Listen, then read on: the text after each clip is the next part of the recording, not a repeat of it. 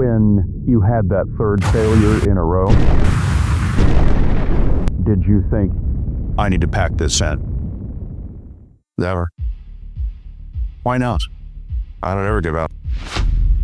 I'm Mike, and I spent over 6,000 hours across a decade studying Elon Musk, watching every interview, speaking with his direct reports, and even talking to someone who lived with him. In this video, instead of repeating the usual media headlines, I'm gonna decode exactly what Elon knows that you don't, and show you his mental framework so you can think like Elon Musk. Through my investigations and discussions with those close to him, I learned that Elon's success is not due to IQ, money, or an insane work ethic. It's due to Elon running a completely different operating system from anyone else on the planet. Elon's developed a 4-step framework for thinking about the world. The acronym VIDA, V-I-D-A, is a great way to remember his unique way of thinking. The first part of the acronym, VIDA, is vision. Elon does not think from the present forward. He thinks from the future backwards.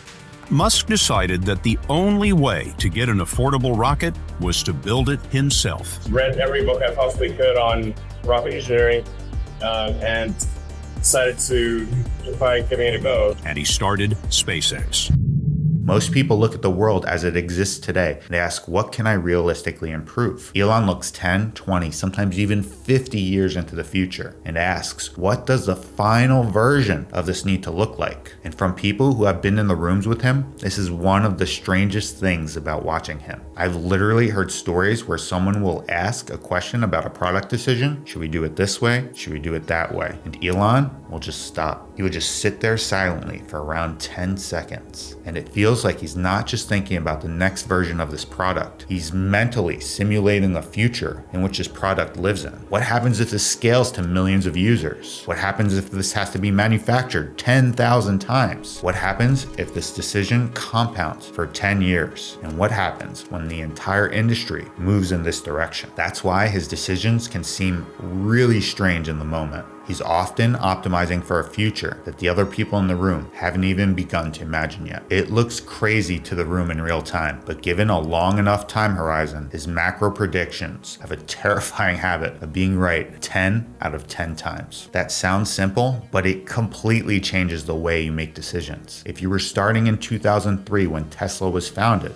electric cars looked like a terrible business. The batteries were too expensive, the range was too short, there's no charging stations. Consumers don't trust them, and the legacy automakers have all the manufacturing scale. There were a million reasons not to start an electric car company. So if somebody comes and makes a better electric car than Tesla, and it's so much better than ours that we can't sell our cars and we go bankrupt, I still think that's a good thing for the world. So if you reason from the present, you probably conclude electric cars are a niche product and will never be mainstream. But Elon, he does not reason that way. He starts with the final form. He asks, what does transportation look like in a world 50 years down the line where fossil fuels eventually have to run out? And from that perspective, electric cars are not a niche, they're inevitable. So the question stops being, are electric cars a good idea right now? And the question becomes, what bottlenecks need to be removed so the electric cars become appealing even sooner? Tesla even made it their mission statement to accelerate the advent of sustainable transport. And this is why Tesla didn't just build a car. They built a charging network. They built battery systems, software, over-the-air updates, and they manufactured all the important components themselves. Then they started thinking about raw materials, supply chains, because the product was never just the car. The product was the entire system required to make electric cars available at scale. This connects to a quote I've been told Elon often says in meetings: without scale, there is no relevance. A cool prototype is not enough. A car that a few rich people buy is not enough. A rocket that launches once, throw it away. A battery that works in a lab is useless. This is why to this day, the Roadster 2 hasn't launched. It's a $250,000 car for a small niche customer base. For Elon, the question always is, can we scale this to the point where it actually changes the trajectory of humanity? That's why he's willing to take on the boring infrastructure around the exciting product. Charging stations are not as fun as sports cars. Manufacturing lines are less glamorous than rocket launches. Supply chains, not super exciting. But without those things, the vision never becomes real. And this is something people miss about Elon. He doesn't just build products. Building an electric car would not be enough to make it a widespread adopted product. You're not just buying a sports car, you're actually helping pay for development of the mass market vehicles. To expedite his future vision, he had to build the missing infrastructure around the product. SpaceX is the same thing. Most people looked at the rockets and thought rockets are expensive because of the complexity and there's just nothing you can do about it. That's how the industry worked. Governments launched rockets. Defense contractors built rockets. Everything's slow, bureaucratic, expensive, and disposable. But when you start to think like Elon, you realize that's not a good enough answer. Multi-planet species, we would like to help make life multi-planetary. The extension of life to multiple planets. If we reason from the future, if we're going to build a sustainable colony on Mars and explore the stars, rockets can't cost $100 million a launch. From there, we realize the raw materials alone cost millions of dollars. So that makes it very hard to get to $1 million per launch. I mean, imagine if every time you flew from LA to New York, the airline landed the plane and then threw it in the ocean. The cost to fly would be insane. 50 people would have to split the cost of a $100 million plane every time they fly. $2 million for a ticket for a one-way from LA to New York. $2 million. That's how the rocket business was operating. So Elon, he wasn't trying to make rockets 10% cheaper. He was asking, how cheap do rockets need to be to allow us to sustain 1 million people on Mars? And what do we need to do to get it there? That is final form thinking. And when you understand that, a lot of his decisions start to make sense. Why build a massive charging network when Tesla was just a small company? Because without charging infrastructure, electric cars could never get widespread adoption. This is why Elon differs from companies that only half commit. A normal company might say, let's build the car first, see if customers like it, and maybe someone else will solve charging. That's what General Motors did in 1996 with the EV1, or what Nissan did with the Leaf in 2010. They just dipped their toes in the water and made a product that could never change the industry on its own. Elon understood that if people could not drive across the country, electric cars would remain a toy forever. So Tesla had to go all in, and not just the car, the charging, the software, the batteries, the service, the manufacturing, the entire ecosystem. If the missing infrastructure blocks the product from reaching its final form, he doesn't wait for someone else to build it, he builds it himself. In 2014, there wasn't enough electric vehicle battery supply on the planet for the amount of EVs Tesla wanted to build. So what did they do? They built the Gigafactory to build the batteries they needed. It was a car company, Tesla, that got into battery manufacturing. And by 2018, Gigafactory Nevada was already pumping out batteries for roughly 300,000 electric cars a year, more EV battery capacity than every other automaker on Earth combined. Why did they try to land rockets on drone ships? Because without reusability, space will never become cheap enough to fly millions of people. Stage 1 landing confirmed. There we go. This Falcon 9 first stage has now successfully launched and landed for the 4th time. Why did Elon start XAI? Because if artificial intelligence becomes a default tool for most of our life's work, it's best if it's maximally truth-seeking in the future and not manipulating or deceptive. Whether or not you agree with every one of these decisions, the pattern's the same. Elon's not asking, what's a reasonable upgrade to today? He's asking, what is the future we want and what has to become true for that future to exist? Elon is in a league of his own for getting down to the truth. This is the I in the VIDA acronym, and it stands for interrogation. Most people misunderstand Elon's famous first principles thinking. They think first principles just means think from scratch, think from fundamentals. But with Elon, it's much, much more aggressive than that. By first principles is kind of a physics way of looking at the world. And what that really means is you kind of boil things down to the most fundamental truths. It's a ruthless algorithm, and it's not executed easily. In its essence, it means do not accept an assumption just because everyone in the industry accepts it. Do not accept an expert's answer just because they have the credentials. Do not accept this is how it's done as an explanation. In Elon's world, common knowledge in the field is not automatically trustworthy. In fact, it's often a great place to challenge and unlock improvements. Break the problem down fun until you hit the physical cost, the materials, the energy, the time, and the fundamental constraints. Common knowledge often means no one has stress tested that assumption in years. It's not always a law of physics. Sometimes it's just an old habit with a credential attached to it. Another thing people underestimate is how much historical reading sits in Elon's brain. As a kid, he read obsessively. Science fiction, encyclopedias, history, anything that helped him understand how the world came to be. As a teenager, he read all the time. He read a lot of science fiction. That matters because history gives you a library of patterns. It gives you the stories of how technologies replace each other, how empires rise and fall, how incentives shape behavior, and how a small group of people can redirect the future. But there's a paradox here. Elon uses historical analogies when he communicates. For example, when explaining electric cars, you can compare gas cars to horses. Horses used to be the main form of transportation. Now, they're just a hobby. That analogy helps people understand the transition by pegging it to something that already has happened in history. But Elon does not like reasoning by analogy. Analogies are useful for explaining, but they're dangerous for thinking. Because reasoning by analogy makes you ask, what is this similar to? But when you think by first principles, you ask, what is actually true fundamentally? This obsessive need for absolute simplicity carries into his desire to understand things at their most fundamental levels. The classic example is the origin of SpaceX.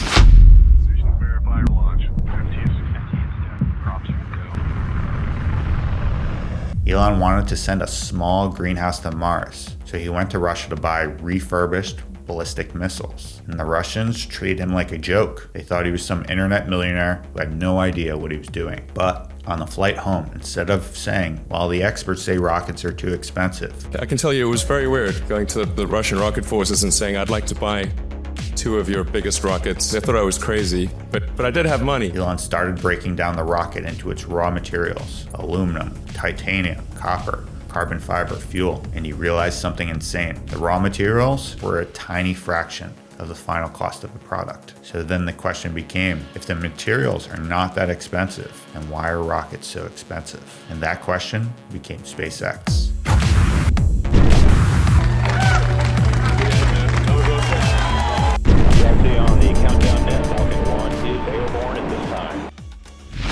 Someone says this cannot be done. He wants to know why. Does it violate physics? Does it violate math? Does it violate some true constraint of the universe? Or does it just violate the way the industry is used to doing things? These are different. Most of the time when people say something's impossible, they do not literally mean it's impossible. They mean it's unfamiliar. They mean it's expensive. They mean it's politically difficult. They mean it's outside the current process. They mean nobody has done it before. But Elon, he's looking for the actual wall of physics. And if he cannot find that wall, he just keeps pushing. This is why he hates jargon. This is why he hates acronyms, because complicated language can hide weak thinking. If someone cannot explain an idea simply enough for a child to understand it, Elon becomes suspicious. Not because this person's automatically wrong, but because if you truly understand something, you should be able to reduce it. You should be able to explain the trunk of the tree before you explain the leaves. This relates to another Elon learning concept: the semantic tree of knowledge. The idea is that when you learn something new, you need to build the tree trunk and the major branches first, the big structures, the core principles. Only then do the details have somewhere to hang. Most people, they do the opposite. They collect leaves. They collect facts, trivia, jargon, credentials, opinions, takes, but they do not have the fundamentals, the trunk and its branches. Elon built a very strong trunk and branches when he's learning something new. This is also why he said you should take the approach to be less wrong, and that's a weird mindset. Most people try to defend the idea they already have. Elon tries to find the part of the idea that actual reality is going to destroy, what works in theory but not in practice. And the faster he can find that part, the faster he can become less wrong. That's why Elon can walk into a meeting in a field where he's not the world's top expert, ask a few simple questions, and expose the entire conversation is built on assumptions no one has challenged. And this leads us to one of his most important assumptions to challenge. Does this thing need to even exist at all? That brings us to the third part of the operating system. system. Most people think innovation means add a feature, add a process, add a system. Elon's instinct is the opposite. Delete, delete, delete. Delete the part, delete the process, delete the requirement, delete the thing everyone thinks has to exist. And his phrase for this, the best part is no part. And it sounds like a cute line, but it's one of his deepest ideas in manufacturing, product design, and company building. Because every part you add creates a debt. It adds weight, it adds complexity, it adds failure points, it adds supply chain risk,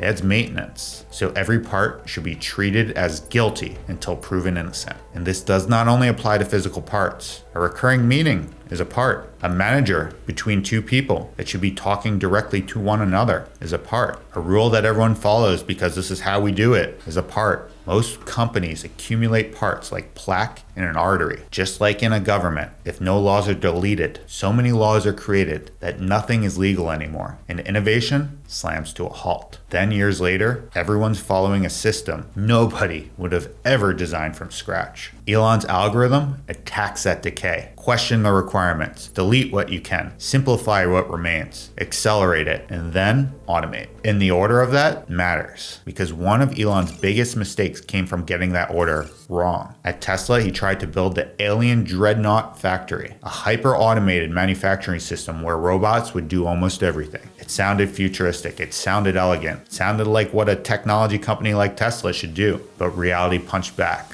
Some tasks that were easy for humans to do were incredibly hard for robots. The automation became too complex, the line slowed down, and Elon later admitted that excessive automation at Tesla was a mistake. And this was a crucial lesson, even for him. The goal is not to automate everything. The goal is to delete what should not exist, simplify what remains, and speed it up. And only then should you automate. If you automate too early, you're automating stupidity. SpaceX's Starship shows the same deletion mindset at massive scale. Catching a giant booster with tower arms looks like science fiction. It looks like a spectacle. It looks like Elon just being Elon. But underneath the spectacle is a brutal design question. Do we actually need landing legs? Landing legs add mass and another point of failure. And in rockets, mass is the enemy. So the better question becomes, what if we just move the landing part from the mass of the rocket to the launch tower and it catches the booster instead? That's the best part is no part applied to one of the most complex machines ever built. Just delete the legs, rethink the system, change the architecture. And this is why Elon repeats the same principle so much.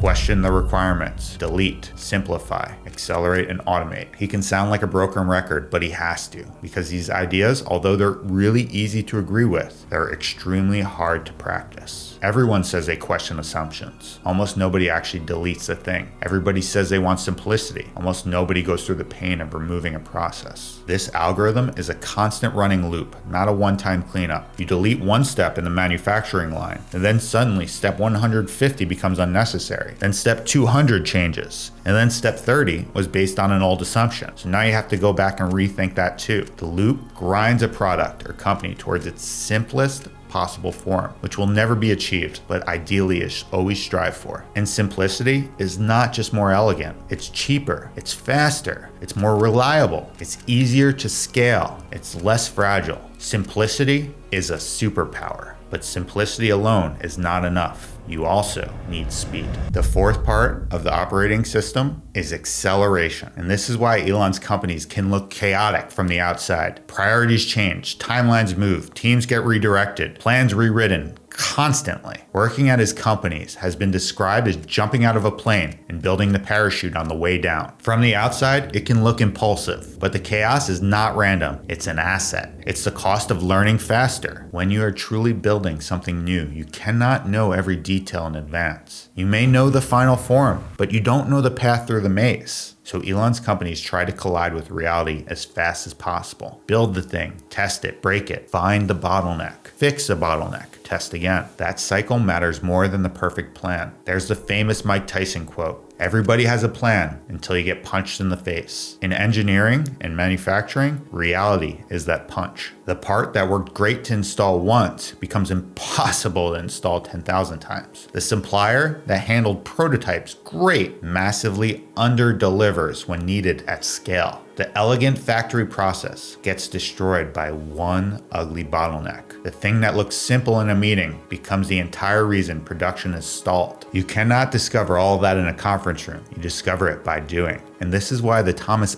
Edison light bulb story matters. Edison is often credited with the idea that he did not fail. He found 10,000 ways not to make a light bulb. And that sounds like motivational fluff until you realize how the world actually works. Every failed test can eliminate a false path. Every broken part tells you which assumption was wrong. Every bottleneck reveals where the real complexity is actually hiding. Elon operates with the same bias towards massive action. Learning is the goal, and failure at high speed is the same as learning at high speed. You extract the lesson much faster. This is why Elon's companies move before the plan feels safe. They build something, they test it, watch it break, and then they use that breakage as information. This is why Elon constantly quotes with his teams, "A high rate solves many ills." When you increase the rate of production, testing, or launches, hidden problems reveal themselves. Some things work at low volume and collapse at high volume. A process that survives 10 units might fail at 10,000. And to achieve this speed, Elon manipulates how his teams view time. He emphasized that if you measure a project in months, your delays will be in months. If you measure in days, your delays will be in days. I've heard that Elon was known for literally forcing engineers to give him deadlines in seconds. Why? Because time compounds. It unlocks the engineers to finish the project early, and then they unlock those resources to get started on the next project, in which they finish even earlier than the one earlier, compounding your competitive lead exponentially. He operates his companies with a wartime mentality and is quoted saying, "What would you do if enemy bombers are incoming and you have to solve this before they arrive?" That also explains how he allocates his own attention. Someone running Tesla, SpaceX, Neuralink, Boring Company, xAI, and X should not, in theory, have time to delve into the details. But Elon goes wherever the biggest bottleneck is. If a factory line is stuck,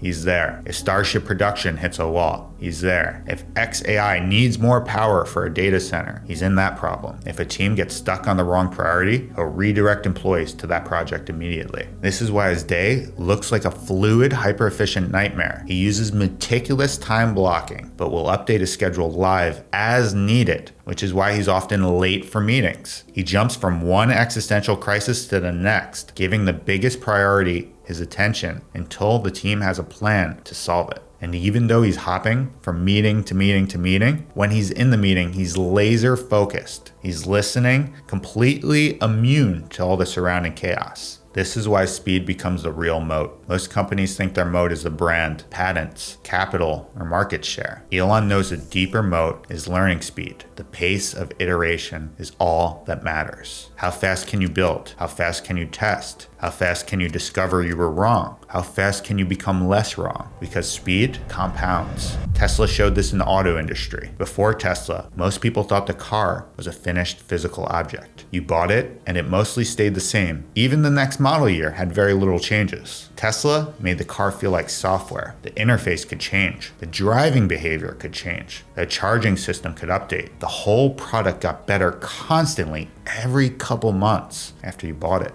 This created a faster feedback loop, and Elon's constantly told people to seek negative feedback, especially from people who care about them. I think it's very important to seek out, to actively seek out and listen very carefully to negative feedback. And this is something that people tend to avoid because it's painful. Yeah. Most people want praise. Elon wants to find the flaw. Praise feels great, but it rarely improves the product. Negative feedback hurts, but it gives you something to fix. That's why he's often said failure is an option, because if nothing is failing, you're not innovating enough. The deeper point is not that failure is good. The point is that the complete absence of failure often means you're moving too slowly, aiming too low, or protecting yourself from reality. And SpaceX is the hero of this. Falcon 1, their initial rocket, failed 3 times. For SpaceX, the first 3 launches failed. After the first failure, people doubt you. After the second, they were laughing. And after the third, you may doubt yourself and start to wonder if the critics were right. Yeah, 2008, we had the third consecutive failure of the Falcon 1 rocket for SpaceX. The reason that there hasn't been a huge a big improvement in the space industry. Talk about space exploration just for a moment. How is it going in terms of creating the systems that will engage us in space exploration? And then the fourth launch reaches orbit. That moment was not just a technical breakthrough. It was proof of the operating system. If you can survive the failures, each one can move you closer to a thing that works. And this is why Elon pushes insane timelines. He understands that time is not neutral. If Tesla or SpaceX saves one day on a critical project, they might not just save one day, they pull every project forward. The next test happens earlier. The next bottleneck appears earlier. The next fix begins earlier. The next product ships earlier. The whole company compounds faster. In addition, deadlines change the way people think. Give someone a year and they'll build a beautiful plan. Give them 1 week and they're forced to ask what is actually necessary. Not what's ideal, not what's comfortable, not what satisfies every process. What is the fastest path to a working version? And that's where the Pareto principle shows up. The Pareto principle states that the highest leverage 20% of activities often create 80% of the result. Extreme timelines force people to identify the 20% high leverage activities and focus on spending their time on that. Sometimes that means ugly solutions. The Tesla tent factory in Fremont, shipping an initial Model 3 with a lot of flaws, getting a couple U-Haul trucks and ripping out a bunch of servers with a pocket knife. None of that's elegant, but elegant is often the enemy of shipping. And Elon's not attached to the beautiful plan. He's attached to moving the mission forward fast. And that's where his operating system becomes controversial, because speed at this level has an extreme cost. The same operating system that creates impossible products can also deliver unbelievable pressure. That's the part people either ignore or exaggerate. The fans pretend everything's genius. The critics pretend everything's chaos and cruelty. The truth is stranger than fiction. Elon has described the company as eating glass and staring into the abyss. He forces a burn the boats mentality. It's an environment built on the phrase pressure creates diamonds. But that reality is that pressure also crushes some people. When a bottleneck occurs, he doesn't politely ask for a shift. He commands a total pivot. Drop this project completely and fix this anomaly and report to me daily on the progress. That's a lot of pressure and stress, and he's demanding everything from you. If you're working at one of Elon's companies, you're a top engineer and could make more money while working way less hours at Apple. But Elon knows that the diehards, the top tier talent, will trade comfort for the passion and excitement of the mission. Elon's companies are not optimized for comfort. They're optimized for velocity. If you're an elite engineer who wants to work on the hardest problems in the world, an Elon company can feel like the center of the universe. You're not optimizing ad clicks. You're not making something slightly better. You're building rockets, electric cars, satellites, robots, brain interfaces, and saving the world from evil AI systems. The work feels connected to the future of human civilization, and that attracts a certain kind of person. They want the mission to matter. They want to be surrounded by other A players. They want to look back and feel like they were part of something historic. And that's the trade Elon offers. Less comfort, but more meaning. And when the leader, Elon, is sleeping in the factory, working insane hours, and putting his own fortune into that mission, that energy spreads. Cole, I sleep on the couch over there. Last time I was here, I actually slept literally on the floor because the couch was too narrow. But the cost is real. Health suffers, relationships suffer, people burn out, some leave angry, some decide the chaos is unnecessary. So the uncomfortable question is, can you get SpaceX and Tesla level outcomes without SpaceX and Tesla level pressures? No, the pressure is part of the engine. He's trying to decompress decades into years, and everyone around him feels that compression. So, what actually motivates someone to live like this? Well, Elon talks about humanity, making life multiplanetary, accelerating sustainable energy, protecting consciousness. And I think he believes those things, but that does not explain the intensity with which he operates. Plenty of people care about humanity. They don't sleep on factory floors. They don't risk their entire fortune. They don't run multiple companies at once. They do not absorb stress at a level that would break most people. So there's another layer, a more human layer. When Elon was a kid, he could disappear into books so deeply that the outside world almost vanished. His mothers described him as being so absorbed, she wondered if something was wrong with his hearing. But he wasn't deaf. He was escaping to somewhere else. He was reading, imagining, building internal worlds, playing video games. Mom, do you remember when I was 12 and I created my own video game? His childhood was painful. He's talked about being bullied and beaten violently, regularly, and having a very difficult relationship with his father. When he got beaten up at school once and so bloodied he had to go to the hospital, the scars were actually worse when he came home, and his father made him stand in front of him and berated him for more than an hour, calling him stupid, saying it was his fault. And when you combine intelligence, isolation, pain, and the feeling that the world does not appreciate you, something can harden. You develop a need to prove that your feelings about yourself are real, because the world obviously doesn't see it. To the people that doubted you, to the father who never gave you any acknowledgement or appreciation. This also explains why he's so eccentric and has the quirkiness to him. The memes, the jokes, the weird products, the burnt hair cologne. On one level it's humor, but on a deeper level, he's a person with extreme confidence in his own judgment, even when all the external signals are screaming around him, don't do this. This is where Elon's often misunderstood. The mission is real, but the mission gives the pain somewhere to go. Without the mission, the intensity of feelings could be destructive. But with the mission, it becomes Tesla, becomes SpaceX, Neuralink, XAI. And this is why he can endure so much. These companies do not separate from his identity. If a rocket fails, it's not just a failed rocket. If Tesla dies, it's not just a failed car company. If XAI goes wrong, it's not just a bad technology outcome. These things are personal to him at a level most people cannot even comprehend. It's both his superpower and his curse. If your identity is attached to impossible missions, you can endure anything. But you may also ask everyone around you to endure anything too. And this is what makes Elon so polarizing. The traits that make him capable of doing what others cannot are also the traits that make him difficult, exhausting, and sometimes brutal to be around. There's an interview where Elon gets emotional after being criticized by Buzz Aldrin, one of his biggest heroes from Apollo 11. When the interviewer asked Elon if he ever thought about giving up, his answer is, I don't ever quit. When experts say it can't be done, when friends tell him not to do it, when the press mocks him, when the money's almost gone, he keeps going. Because for Elon, it's not about money, fame, or power. This is about proving to himself that he's worthy of love. Elon, we love you. We see how incredible you are, and I personally am thankful for having shared this time with you. So,